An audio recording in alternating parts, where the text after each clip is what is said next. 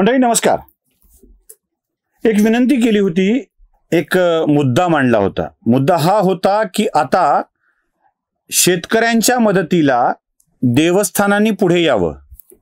मग देव यावा, अल्लाह यावा, येशू यावा आणि त्यांनी शेतकऱ्यांच्या मदतीसाठी आपला खजिना रिता करावा.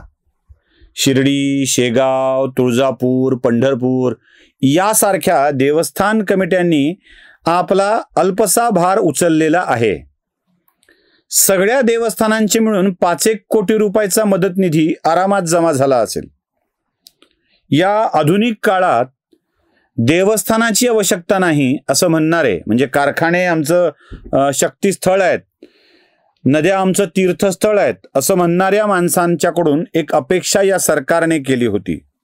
आणि ती अपेक्षा अशी होती की राज्यात चालणाऱ्या 200 साखर कारखान्यांनी, सहकारी साखर कारखान्यांनी आपल्या पैशातील काही पैसा हा शेतकऱ्यांना मदत निधी म्हणून द्यावा. मला आनंद याचा आहे की देवस्थानांनी आम्ही मांडलेल्या भूमिकेशी सहकार्य दाखवत आपला निधी घोषित केला. अजून तरी कोणत्या मशिदीतून, कोणत्या चर्चमधून अशा स्वरूपाचा मदत निधी दिल्याचं ऐकिवात नाही. वक्फ बोर्डाने काही निधी दिल्याचं मला तरी ऐकिवात नाही. खरं तर वक्फ बोर्डाच्या जमिनी सुद्धा यात काही घासून गेल्या असतील. मुस्लिम शेतकऱ्यांच्या जमिनीही खराब झाल्या असतील.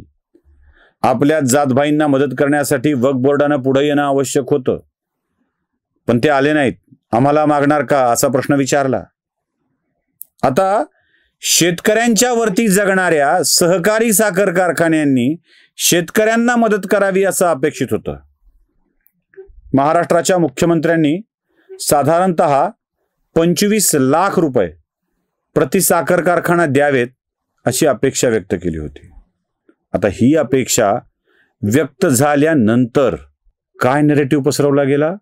हा नरेटिव्ह असा होता की शेतकऱ्यांचे पैसे शेतकऱ्यांनाच मागितले जात आहेत.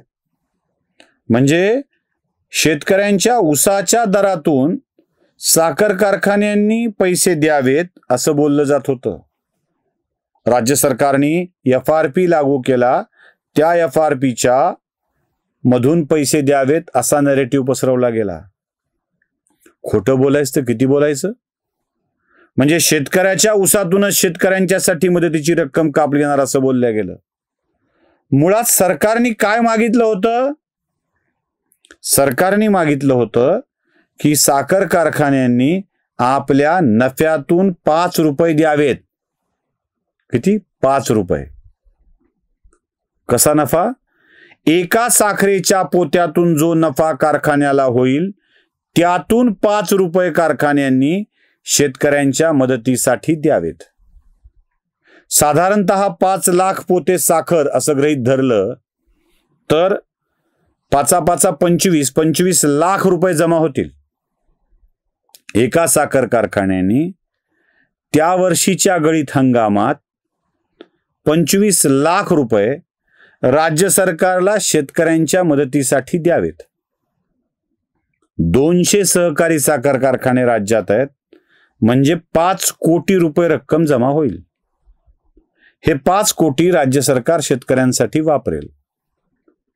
शेतकऱ्यांच्या आधारावर जगणाऱ्या सहकारी साखर कारखान्यांना हे 5 कोटी सुद्धा जड झाले, अनावश्यक वाटू लागले.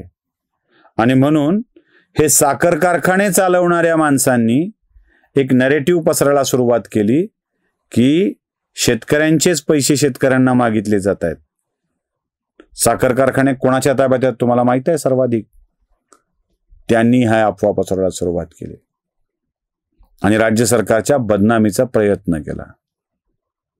नफ्यातून प्रत्येक पोत्यामागं 5 रुपये मागितले होते.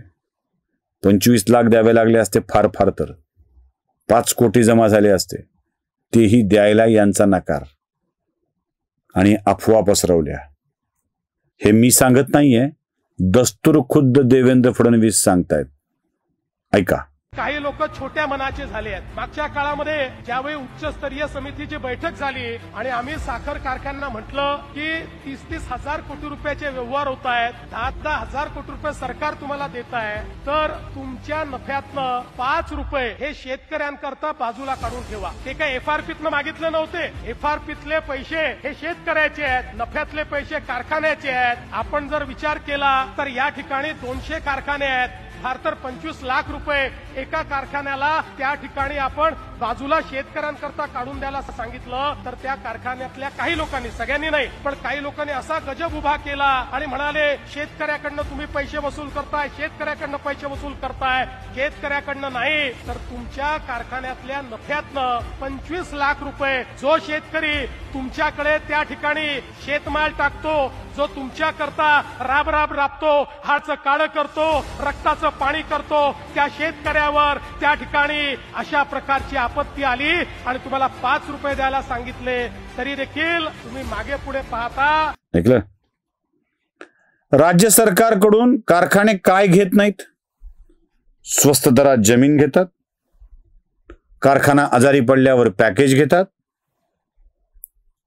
वेगवेगळी अनुदानं लाटतात, वीज बिलात सवलत घेतात, व्याज दरात सवलत घेतात, भूसंपादनाचे पैसे मिळतात। कसे मिळतात हे रोहित पवारांच्या बारामती शुगर्सला विचारा। एकदा थर्मलला आपलं माफ करा सबस्टेशनला जमीन गेली म्हणून, एकदा नॅशनल हायवे जमीन गेली म्हणून त्याचे पैसे घेतात, थक हमीचे पैसे घेतात, कर्ज हमीचे फायदा घेतात। म्हणजे सर्वार्थाने पैसे एक सरकारकडून घेतले जातात आणि सरकारला 25 लाख द्यायची वेळ आली की शेतकऱ्यांच्या नावाने कांगावा केला जातो। मग यातलं सत्य बाहेर काढायचं की नाही काढायचं? आता मी तुम्हाला अजून एक विषय सांगतोय। देवेंद्र फडणवीस या प्रकारानंतर सरळ सरळ धमकीवर उतरले आणि इथे खरा काटा लागा हे झाले लक्षात ठेवा। शेतकऱ्यांच्या मापात पाप करून काटा मारणाऱ्या कारखान्यांची संख्या कमी नाही आहे। वजनच कमी दाखवायचं, ऊस घ्यायचा 5 टन दाखवायचं 4.5 टन, वरच्या अर्ध्या टनाचे पैसे हाणायचे आणि कारखान्याचं चांगलं करून घ्यायचं। उतारा बरा दिसतो, पैसे मिळून जातात, अर्ध्या टनाचे पैसे वाचतात। हे असला हलकटपणा करणाऱ्या कारखान्यांना आता चाप लावणार आणि हेच हलकटपणा करणारे जास्तीत जास्त घोळ करत होते, लक्षात ठेवा। फडणवीसांनी धमकी दिलेली ऐकायची आहे? ऐका। पाहता आता असे काही कारखाने मी शोधून काढले आहेत ज्यांच्याकडे शेतकऱ्याचा काटा मारला जातो। आता त्यांना मी दाखवणार आहे की तुम्ही शेतकऱ्याचा काटा मारून मारून या ठिकाणी पैसा जमा करता आणि शेतकऱ्याकरता 25 लाख रुपये द्या म्हटलं तर तुम्हाला त्या ठिकाणी देण्याची जाणत नाहीये। अरे तुम्ही मालक नाही आहे, या कारखान्याचे मालक आमचा शेतकरी आहे। त्यामुळे त्या शेतकऱ्याच्या पाठीशी उभं राहण्याचं काम या महाराष्ट्रामध्ये सरकार करेल। ऐकलं? अब होगा न्याय। आता पडेल देवाची काठी। काटा मारणाऱ्यावर देवाची काठी पडेल, खोटं बोलणाऱ्यावर देवाची काठी पडेल आणि ही काठी आवाज करणार नाही पण परिणाम साधेल, एवढं लक्षात ठेवायचं। नमस्कार।